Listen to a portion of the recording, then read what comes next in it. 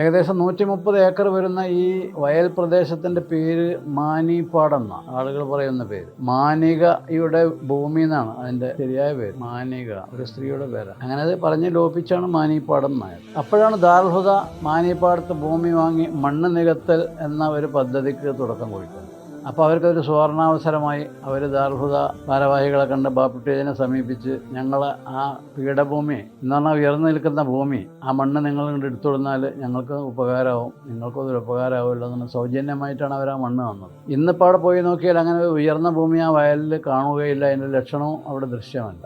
അദ്ദേഹം ഇതുപോലെ ബാപ്പുട്ടിൻ്റെ കൂടെയും അല്ലാതെയും പലയിടത്തും ഈ ലോറികളുടെ പിന്നാലെ ഓടി നടക്കുന്നതോടൊപ്പം ബാപ്പുട്ടി ഹാജിയും ആ പ്രക്രിയ ചെയ്യുന്നത് എല്ലാവർക്കും കാണാൻ പറ്റുമായിരുന്നു. എവിടെയെങ്കിലും മണ്ണ് അങ്ങനെ ലോറികൾ കൊണ്ടുവന്ന് കുന്നുകൂട്ടിയിട്ട് പോയാൽ പിന്നെ അത് നികത്താൻ പ്രയാസമാവും. അതുകൊണ്ടാണ് ലോറികളുടെ കൂടെ നടന്ന് ക്രമീകൃതമായി ഡൗൺലോഡ് ചെയ്യുന്നത്. കാരണം അതുവരെ ഉണ്ടായിരുന്ന ദർസ് അറബിക് കോളേജ് പാഠ്യപദ്ധതിയിൽ പഠിച്ച ആളുകൾക്ക് കേരളത്തിന് പുറത്ത് എവിടെയെങ്കിലും പോയി ദീനീ ദഅവത്ത് നിർവഹിക്കാൻ കഴിയില്ല. കാരണം കേരളത്തിന് പുറത്തുള്ള ഇന്ത്യൻ സ്റ്റേറ്റുകളിൽ മുസ്ലിമീങ്ങളുടെ ഭാഷ ഉറുദുവാണ്, പൊതുഭാഷ. ഉറുദുവിൽ നിന്ന് വളരെ അന്യം നിന്നിരുന്ന സംസ്ഥാനമാണ് കേരളം. അതേപോലെ ഹജ്ജിന് പോവുകയോ അല്ലെങ്കിൽ ഗൾഫ് രാജ്യങ്ങളിൽ ജോലിക്ക് പോവുകയൊക്കെ ചെയ്യുകയാണെങ്കിൽ അവിടെയുള്ള ആളുകളോട് അറബിയിൽ സംസാരിക്കാൻ ഇവിടുന്ന് പോകുന്ന ആളുകൾക്ക് കഴിയുമായിരുന്നില്ല.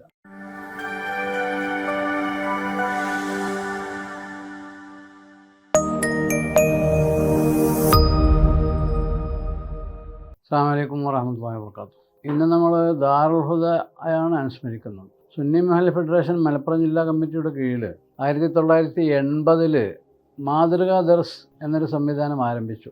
നിലവിലുള്ള ദർസ് സംവിധാനത്തിൽ പാഠ്യപദ്ധതിയിൽ അറബി, ഉറുദു, ഇംഗ്ലീഷ് ഭാഷകൾ കൂടി ഉൾക്കൊള്ളിച്ച് പുതിയ ഒരു പണ്ഡിത വിഭാഗത്തെ തയ്യാറാക്കുക എന്ന് തന്നെയായിരുന്നു അതിൻ്റെ ലക്ഷ്യം. അത് വിവിധ പ്രദേശങ്ങളിലായിരുന്നു.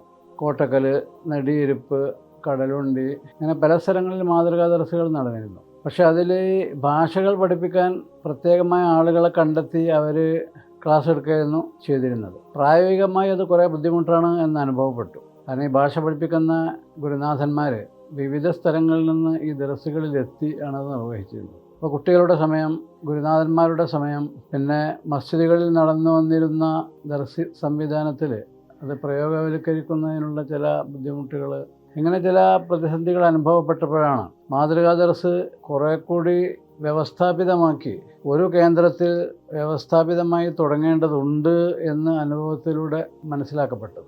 80 തുടങ്ങി ഒരു 3 കൊല്ലം മാതൃകാ ദർസുകൾ നടന്നപ്പോൾ തന്നെ ഇങ്ങനെ ഒരു തീരുമാനത്തിലെത്തേണ്ടി വന്നു. ഇത് വിവിധ പ്രദേശങ്ങളിലെ മഹല്ലത്തുകളിലെ നിലവിലുള്ള പള്ളി ദർസുകളിൽ പ്രായോഗികമായി നടത്തിക്കൊണ്ടുപോകാൻ കഴിയില്ല, അതുകൊണ്ടൊരു കേന്ദ്രീകൃത വിദ്യാലയം ആകണം അത് എന്നുള്ള തീരുമാനത്തിൽ 1983 തന്നെ നേതാക്കൾ എത്തിയിട്ടുണ്ടായിരുന്നു. അങ്ങനെയാണ് അങ്ങനെ സ്ഥാപനത്തിന് വേണ്ടി കുറേ കാലം പല സ്ഥലത്തും ഭൂമി നോക്കി നടന്നു. എവിടെയും ഭൂമി കിട്ടാതെ അവസാനം ചെമ്മാടെന്ന് പാറക്കടവിലേക്ക് വരുമ്പോൾ പാറക്കടവ് പാലത്തിൻ്റെ അല്പം മുമ്പായി ഇടത് ഭാഗത്ത് ഇന്ന് ദാറുൽ ഹുദ നിലകൊള്ളുന്ന സ്ഥലം കണ്ടെത്തിയത്. ആ സ്ഥലം ഒട്ടുമേ അനുയോജ്യമായിരുന്നില്ല. പക്ഷേ വേറെ സ്ഥലം കിട്ടാതിരുന്ന പശ്ചാത്തലത്തിൽ അത് അനുയോജ്യമായി വരികയാണ്, അല്ലെങ്കിൽ അനുയോജ്യമാക്കി എടുക്കുകയാണ് ചെയ്തത് എന്നതാണ് വസ്തുത. കാരണം അവിടെ വേനലിലും വർഷത്തിലൊക്കെ വെള്ളം കെട്ടി നിന്നിരുന്ന സ്ഥലമായിരുന്നു. വേനലിലും വെള്ളം കെട്ടി നിൽക്കാൻ കാരണം പാറക്കടവ് പാലം കടന്നാൽ ഉടനെ വലത്തെ ഭാഗത്ത് കാണുന്ന ഓട്ട് കമ്പനിക്കാർ ഇവിടെ വിവിധ ആളുകളടുത്ത് നിന്ന് സ്ഥലം വാങ്ങി അവിടെ നിന്ന് മണ്ണെടുത്ത് കൊണ്ടുപോയിരുന്നു ഓടുണ്ടാക്കാൻ, അഥവാ ഓട്ട് കമ്പനിയിലെ ആവശ്യങ്ങൾക്ക്. 2 അടി 3 അടി 4 അടി അതിലേറെയുമൊക്കെ ആഴത്തിൽ അവർ മണ്ണ് എടുത്തിട്ട് കൊണ്ടുപോയിരുന്നു. അങ്ങനെയാണ് വേനലിലും വെള്ളം കെട്ടി നിൽക്കുന്ന സ്ഥലമായി ഈ ഭൂപ്രദേശം മാറിയത്. ഏകദേശം 130 ഏക്കർ വരുന്ന ഈ വയൽ പ്രദേശത്തിൻ്റെ പേര് മാനിപ്പാടം എന്നാണ് ആളുകൾ പറയുന്ന പേര്. മാനികയുടെ ഭൂമി എന്നാണ് അതിൻ്റെ ശരിയായ പേര്. മാനിക ഒരു സ്ത്രീയുടെ പേരാണ്. അങ്ങനെ അത് പറഞ്ഞ് ലോപിച്ചാണ് മാനിപ്പാടം എന്നായത്. ദാറുൽ ഹുദ അങ്ങോട്ട് തിരിയുന്നതിൻ്റെ 1.5-2 പതിറ്റാണ്ട് മുൻപ് വരെ അവിടെ ആളുകൾ കൃഷി നടത്തിയിരുന്നു. സ്വയം ജലസേചനം നടത്തിയിട്ടാണ് കൃഷി നടത്തിയിരുന്നത്. പിന്നെ ആ കൃഷി ഇല്ലാതായി നിശേഷം ഉപയോഗശൂന്യമായി കിടന്നിരുന്ന സ്ഥലമായി മാറി മാനിപ്പാടം. ഈ പശ്ചാത്തലത്തിലാണ് ദാറുൽ ഹുദക്ക് വേണ്ടി ഭൂമി തിരഞ്ഞു നടക്കുന്നതിൻ്റെ അവസാന ഘട്ടത്തിൽ മാനിപ്പാടത്തെ സ്ഥലം വാങ്ങിയിട്ട് അവിടെ മണ്ണ് ഫില്ല് ചെയ്തിട്ട് സ്ഥാപനം ഉണ്ടാക്കാമെന്ന ചിന്താഗതിയിലേക്ക് എത്തുന്നത്. അതുതന്നെ ഭൂമി മുഴുവൻ ഫില്ല് ചെയ്യുക എന്ന് അന്ന് സങ്കല്പിക്കാൻ കഴിയുമായിരുന്നില്ല. മെയിൻ റോഡിൽ നിന്ന് ദാറുൽ ഹുദക്ക് വേണ്ടി നിർമ്മിക്കുന്ന കെട്ടിടത്തിലേക്ക് മണ്ണിട്ടുയർത്തി റോഡുണ്ടാക്കുക, പിന്നെ കെട്ടിടത്തിൻ്റെ 4 ഭാഗവും മണ്ണിടുക, ഇതായിരുന്നു പരിപാടി. അങ്ങനെ മണ്ണിടാൻ തുടങ്ങിയപ്പോൾ, ബിൽഡിങ്ങിൻ്റെ പണിയൊക്കെ തുടങ്ങിയപ്പോൾ പിന്നെ ആ തീരുമാനം അനുചിതമായി എന്ന് നേതാക്കൾക്ക് ബോധ്യപ്പെടുകയും അങ്ങനെ സ്ഥലം ഒന്നായി മണ്ണിട്ട് നികത്താനുള്ള പണികളും തുടങ്ങുകയും ചെയ്തു എന്നതായിരുന്നു വസ്തുത. അതിന് ഏറ്റവും അനുഗുണമായി ഒരു ഘടകമുണ്ടായത് ഒരു ദാറുൽ ഹുദയുടെ ഒരു കറാമത്ത് എന്നതിന് വിശേഷിപ്പിക്കാവുന്നതാണ്. പാറക്കടവ് പാലം കടന്ന് പാറക്കടവ് അങ്ങാടിയിൽ നിന്ന് വലത്തോട്ട് ഒരു റോഡ് ഉണ്ട്. ആ റോഡിനങ്ങനെ പോയാൽ വയലിലാണ് എത്തുക. വിശാലമായി കിടക്കുന്ന വയലാണ്. ആ വയലിൽ ഒരു 7 അടി 8 അടി 10 അടിയോളം ഉയരത്തിൽ ഒരു പീഠഭൂമി ഉണ്ടായിരുന്നു. എന്ന് പറഞ്ഞാൽ ഉയർന്നു നിൽക്കുന്നൊരു ഭൂമി. അത് വയലായി തന്നെ ഉപയോഗപ്പെട്ടിരുന്ന സ്ഥലമാണ്. അതിൽ കൃഷി നടത്തിയിരുന്ന ആളുകൾക്ക് കുറേ പ്രായോഗിക ബുദ്ധിമുട്ടുകളുണ്ടായിരുന്നു. കാരണം ഉയർന്നു നിൽക്കുന്ന സ്ഥലമായതുകൊണ്ട് അവിടെ കൃഷി സ്ഥലത്ത് വെള്ളമടിച്ചാൽ അല്ലെങ്കിൽ ജലസേചനം ലഭ്യമാക്കിയാൽ ആ വെള്ളം താഴോട്ട് കിനിഞ്ഞ് ഇറങ്ങി വരും. ചില സൂത്രശാലികൾ തന്ത്രപരമായി ചെറിയ ചാലുണ്ടാക്കിയിട്ട് തങ്ങളുടെ സ്ഥലത്തേക്ക് മുകളിലുള്ള വെള്ളം അപഹരിക്കുകയും ചെയ്യും. ഇങ്ങനെയുള്ളൊരു സ്ഥലമായിരുന്നു അത്. അപ്പോൾ ആ സ്ഥലം അതിൻ്റെ പരിസരത്തുള്ള കൃഷിഭൂമികളുടെ അതേ വിധാനത്തിൽ വന്നു കിട്ടിയാൽ വളരെ ഉപകാരമായിരുന്നു എന്ന് അവരിങ്ങനെ ആഗ്രഹിച്ചു കൊണ്ടിരുന്ന ഒരു കാലഘട്ടമായിരുന്നു അന്ന്. ആഗ്രഹിക്കുക എന്നല്ലാതെ ആ ആഗ്രഹം സഫലീകരിക്കാനുള്ള വഴിയൊന്നും അവരുടെ മുന്നിൽ ഉണ്ടായിരുന്നില്ല. അവിടുന്ന് മണ്ണിട്ട് ഒഴിവാക്കാണല്ലോ. ഏറെക്കുറെ വിശാലമായിരുന്ന ഒരു സ്ഥലമാണത്. അപ്പോഴാണ് ദാറുൽ ഹുദ മാനിപ്പാടത്ത് ഭൂമി വാങ്ങി മണ്ണ് നികത്തൽ എന്ന ഒരു പദ്ധതിക്ക് തുടക്കം കുറിക്കുന്നത്. അപ്പോൾ അവർക്കൊരു സുവർണാവസരമായി അവർ ദാറുൽ ഹുദ ഭാരവാഹികളെ കണ്ട് ബാപ്പുട്ടിയെ സമീപിച്ച്, ഞങ്ങൾ ആ പീഠഭൂമി എന്ന് പറഞ്ഞാൽ ഉയർന്നു നിൽക്കുന്ന ഭൂമി, ആ മണ്ണ് നിങ്ങൾ ഇങ്ങോട്ട് എടുത്തു കൊടുത്താൽ ഞങ്ങൾക്ക് ഉപകാരമാവും, നിങ്ങൾക്കും അതൊരു ഉപകാരമാവില്ല എന്ന് സൗജന്യമായിട്ടാണ് അവർ ആ മണ്ണ് തന്നത്. ഇന്നിപ്പോൾ അവിടെ പോയി നോക്കിയാൽ അങ്ങനെ ഉയർന്ന ഭൂമി ആ വയലിൽ കാണുകയില്ല, അതിൻ്റെ ലക്ഷണവും അവിടെ ദൃശ്യമല്ല. അതോടനുബന്ധിച്ച് മറ്റു ചില സ്ഥലങ്ങളിൽ നിന്നൊക്കെ മണ്ണ് ഫില്ല് ചെയ്തിട്ടാണ് ദാറുൽ ഹുദയുടെ ഭൂമി ഈ കോലത്തിലായത്. അപ്പോൾ ഈ മണ്ണടിക്കുന്നതോടൊപ്പം തന്നെ ദാറുൽ ഹുദയുടെ പ്രവർത്തനങ്ങളും നടന്നു വരുന്നുണ്ടായിരുന്നു. 1983 ഡിസംബർ മാസം 26-നാണ് അവിടെ ശിലാസ്ഥാപനം നടത്തിയത്. പിന്നെ 84, 85 2 കൊല്ലവും 86-ലെ ഒരു 3 മാസവും 2.25 വർഷം എടുത്തുകൊണ്ടാണ് ദാറുൽ ഹുദയുടെ പ്രാഥമിക ബിൽഡിങ്ങിൻ്റെ പണി പൂർത്തീകരിച്ചത്. മണ്ണ് ഫില്ലിങ്ങും നടന്നുകൊണ്ടിരുന്നു. ഈ മണ്ണ് ഫില്ല് ചെയ്യാൻ പലപ്പോഴും 2, 3, 4 ഒക്കെ ലോറികൾ ഒന്നിച്ച് മണ്ണടിച്ചുകൊണ്ടിരുന്ന സന്ദർഭങ്ങളുണ്ടായിരുന്നു. അതിൻ്റെ കൂടെയൊക്കെ ഓടി നടന്ന് ബാപ്പുട്ടി ഹാജി വളരെ വ്യവസ്ഥാപിതമായി ക്രമീകൃതമായി മണ്ണ് ഫില്ല് ചെയ്യുന്നതിന് മേൽനോട്ടം വഹിച്ചു. അതിനൊരു മേൽനോട്ടം വഹിക്കാൻ ഒരാൾ ഇവിടെ ഉണ്ടായിരുന്നു. ചെമ്മട്ടേനുള്ളൊരു മുഹമ്മദ്ക്കായിരുന്നു അത്. അദ്ദേഹം ഇതുപോലെ ബാപ്പുട്ടീൻ്റെ കൂടെയും അല്ലാതെയും പലയിടത്തും ഈ ലോറികളുടെ പിന്നാലെ ഓടി നടക്കുന്നതോടൊപ്പം ബാപ്പുട്ടി ഹാജിയും ആ പ്രക്രിയ ചെയ്യുന്നത് എല്ലാവർക്കും കാണാൻ പറ്റുമായിരുന്നു. എവിടെയെങ്കിലും മണ്ണ് അങ്ങനെ ലോറികൾ കൊണ്ടുവന്ന് കുന്നുകൂട്ടിയിട്ട് പോയാൽ പിന്നെ അത് നികത്താൻ പ്രയാസമാവും. അതുകൊണ്ടാണ് ലോറികളുടെ കൂടെ നടന്ന് ക്രമീകൃതമായി ഡൗൺലോഡ് ചെയ്യുന്നത്. അങ്ങനെ അൽഹംദുലില്ലാ 1986 ഏപ്രിൽ മാസത്തിൽ ഷാബാനാണ് ദാറുൽ ഹുദയുടെ പ്രാഥമിക ബിൽഡിങ്ങിൻ്റെ ഉദ്ഘാടനം മാത്രം നിർവഹിക്കപ്പെട്ടു. ഏകദേശം 2 മാസം കഴിഞ്ഞിട്ട് 1986 ജൂൺ മാസം 25-ന് ദാറുൽ ഹുദയിൽ പഠനം ആരംഭിക്കുകയും ചെയ്തു. അങ്ങനെയാണ് ദാറുൽ ഹുദയുടെ തുടക്കം. ഇങ്ങനൊരു ആശയത്തിന് വളരെ ത്യാഗങ്ങൾ സഹിച്ച് പ്രയാസങ്ങൾ തരണം ചെയ്ത് നേതാക്കൾ സന്നദ്ധരാകാൻ ചില കാരണങ്ങളുണ്ടായിരുന്നു. ഒന്ന്, കേരളത്തിൽ നടന്നിരുന്ന പരമ്പരാഗതമായ ദർസുകൾ 1985 കാലത്ത് ഇന്നുള്ളതിനേക്കാൾ അനേകം ഇരട്ടി ദർസുകളുണ്ടായിരുന്നു. വിവിധ മഹല്ലത്തുകളിലെ പള്ളികൾ കേന്ദ്രീകരിച്ചുകൊണ്ട് ഒട്ടേറെ ദർസുകളുണ്ടായിരുന്നു. ആ ദർസുകളുടെ പാഠ്യപദ്ധതികളിൽ നിന്ന് കാര്യമായി ഒരു പരിഷ്കരണവും ഭേദഗതിയും മാറ്റവും ഒന്നും ഇല്ലാതെയാണ് അറബിക് കോളേജുകളും പ്രവർത്തിച്ചിരുന്നത്. 1985 അല്ലെങ്കിൽ 80-കളുടെ മധ്യം എന്ന് പറഞ്ഞാൽ 21-ാം നൂറ്റാണ്ടിലേക്ക് പിന്നെ 1.5 പതിറ്റാണ്ടേ ദൂരമുള്ളൂ. 21-ാം നൂറ്റാണ്ടാകുമ്പോഴേക്ക് ഏകദേശമാണ് പറഞ്ഞത്, വിശുദ്ധ ഇസ്ലാമിൻ്റെ ദഅവത്ത് നിർവഹിക്കാൻ കൂടുതൽ യോഗ്യതയുള്ള ആനുകാലികമായ പ്രവർത്തന രീതികൾ പരിശീലിച്ച, അത് പ്രയോഗവൽക്കരിക്കാൻ അഭിരുചിയും കഴിവും താല്പര്യവുമുള്ള പുതിയൊരു പണ്ഡിത തലമുറ രൂപപ്പെട്ടു വരിക എന്നത് അനിവാര്യമാണ് എന്ന് നേതാക്കൾ കണ്ടു. കാരണം അതുവരെ ഉണ്ടായിരുന്ന ദർസ് അറബിക് കോളേജ് പാഠ്യപദ്ധതിയിൽ പഠിച്ച ആളുകൾക്ക് കേരളത്തിന് പുറത്ത് എവിടെയെങ്കിലും പോയി ദീനീ ദഅവത്ത് നിർവഹിക്കാൻ കഴിയില്ല. കാരണം കേരളത്തിന് പുറത്തുള്ള ഇന്ത്യൻ സ്റ്റേറ്റുകളിൽ മുസ്ലിമീങ്ങളുടെ ഭാഷ ഉറുദുവാണ്, പൊതുഭാഷ.